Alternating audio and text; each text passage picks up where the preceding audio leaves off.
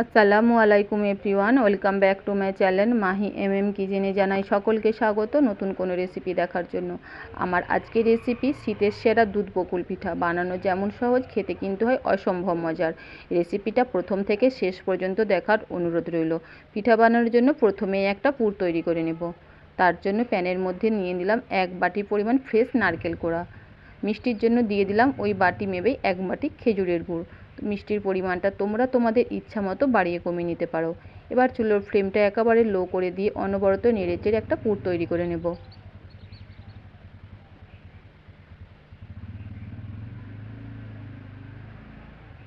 পুরটা যখন এরকম একটু ড্রাই হয়ে আসবে, সেই পর্যায়ে অ্যাড করে দেবো এখানে আমি 4 চামচের 2 চামচ পাউডার দুধ। এখানে গুঁড়ো দুধটা অ্যাড করলে কিন্তু পুরের টেস্টটা ভীষণ ভালো হয়।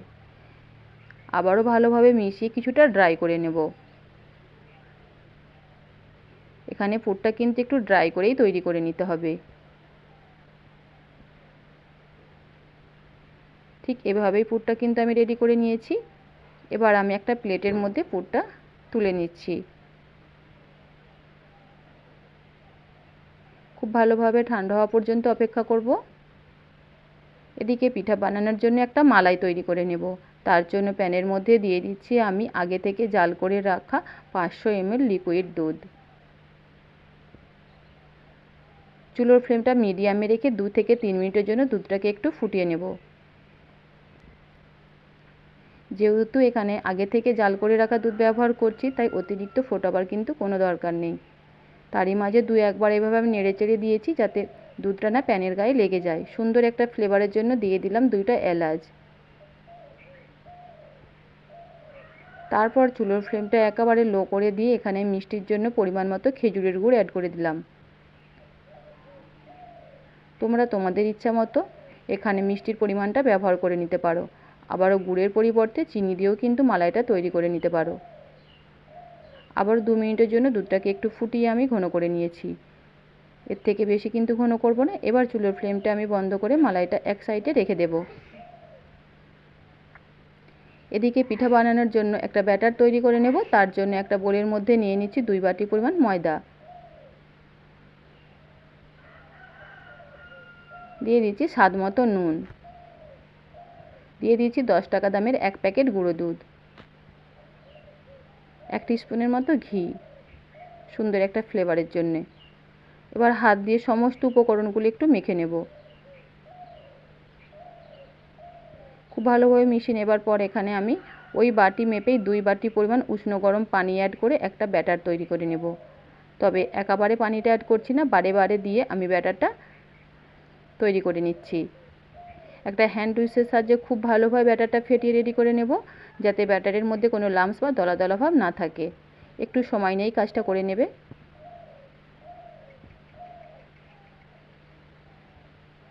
তো এখানে 2 বাটি পরিমাণ ময়দার জন্য কিন্তু আমি 2 বাটি পরিমাণ পানি দিয়েই ব্যাটারটা তৈরি করে নিয়েছি। একটু সময় নিয়ে খুব ভালোভাবে ফেটালে দেখবে এরকম একটা মসৃণ ব্যাটার তৈরি হয়ে যাবে। ব্যাটারের মধ্যে কিন্তু কোনো লাম্পস বা দলা দলা ভাব না থাকে, এদিকে লক্ষ্য রাখবে। খুব ভালোভাবে ফেটে নেবার পর এখানে আমি 4 চামচে 2 চামচ পরিমাণ গুঁড়ো চিনি অ্যাড করে দিলাম। দিয়ে খুব ভালোভাবে আবারও একটু ফেটিয়ে নিলাম। তো এখানে কিন্তু আমার ব্যাটারটা একদম রেডি। এবার 5 মিনিটের জন্য ব্যাটারটাকে রেস্টে রেখে দেব। এদিকে যে নারকেলের পুরটা আমি রেডি করে রেখেছিলাম ভালোভাবে ঠান্ডা হয়ে গেছে। এবার হাতের সাহায্যে একটু গোল করে নিয়ে এভাবে একটু চ্যাপ্টা শেপে পুরটা রেডি করে রাখছি।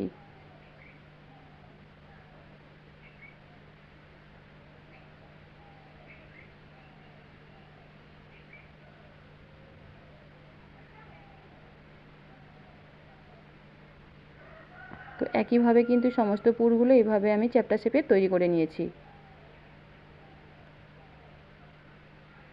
এদিকে যে ব্যাটারটা আমি রেডি করে রেখেছিলাম 5 মিনিট পর ফিরে আসলাম। এই সময় কিন্তু ব্যাটারটা খুব সুন্দরভাবে আমার সেট হয়ে গেছে।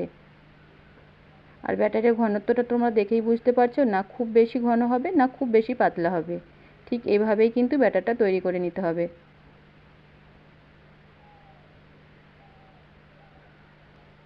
খুব ভালোভাবে কিন্তু আবারও ব্যাটারটাকে আমি একটু সময় নিয়ে ফেটিয়ে নিয়েছি। এবার পিঠা বানানোর জন্য 1 হাতা ব্যাটার নিয়েছি আর একটা নারকেলের পুরের মিশ্রণ এইভাবে নিয়ে ব্যাটারের মধ্যে ডিপ করে দিয়েছি। পিঠাগুলো ভেজে নেবার জন্য কিন্তু প্যানের মধ্যে আগে থেকেই আমি তেল বসিয়ে রেখেছিলাম। তেলটাকে হালকাভাবে গরম করে নিয়েছি। অতিরিক্ত গরম তেলের মধ্যে কিন্তু পিঠাগুলো ছাড়তে যাবে না, তাহলে কিন্তু সঙ্গে সঙ্গে পিঠার উপরে কালার চলে আসবে। তো এইভাবেই কিন্তু পিঠাগুলো আমি একে একে তেলের মধ্যে ছেড়ে দিচ্ছি।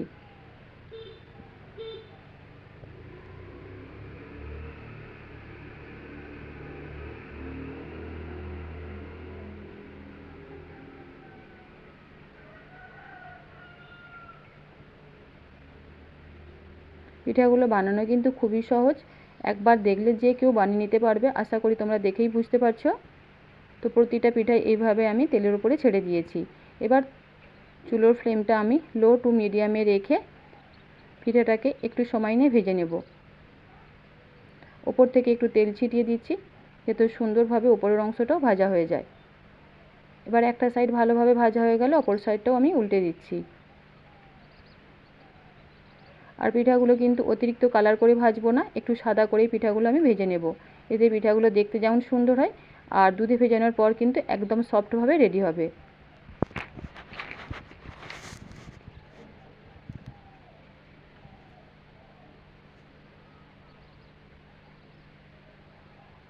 তো দেখো এইভাবে কিন্তু পিঠাগুলো আমি ভেজে নিয়েছি।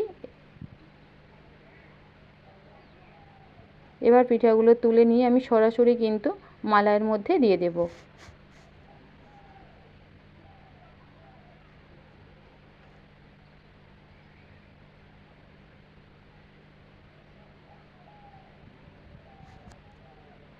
চাইলে তোমরা কিন্তু পিঠাগুলো তেলের মধ্যে ভেজেও খেতে পারো, তাতেও কিন্তু ভীষণ ভালো লাগে। আবারও কয়েকটা পিঠা তোমাদের আমি বানিয়ে দেখাচ্ছি। প্রথমে এক হাতা ব্যাটার নিয়ে তার মধ্যে নারকেলের পুরটা ডিপ করে দিয়ে এইভাবে তেলের মধ্যে আমি ছেড়ে দিলাম।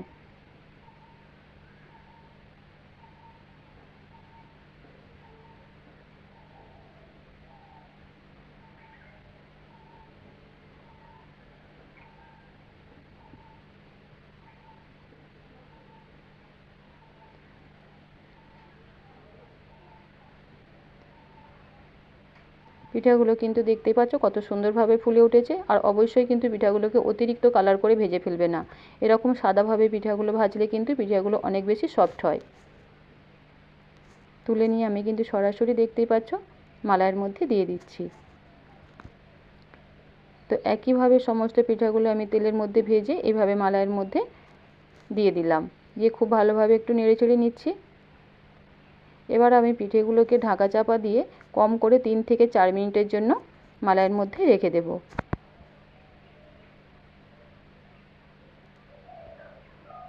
3 থেকে 4 ঘন্টা পর আমি ফিরে আসলাম। দেখতেই পাচ্ছ এই সময় পিঠাগুলো কিন্তু একদম সমস্ত মালাইটাই শোক করে নিয়েছে। এবার আমি পিঠাগুলো একটা প্লেটের মধ্যে পরিবেশন করে নিচ্ছি।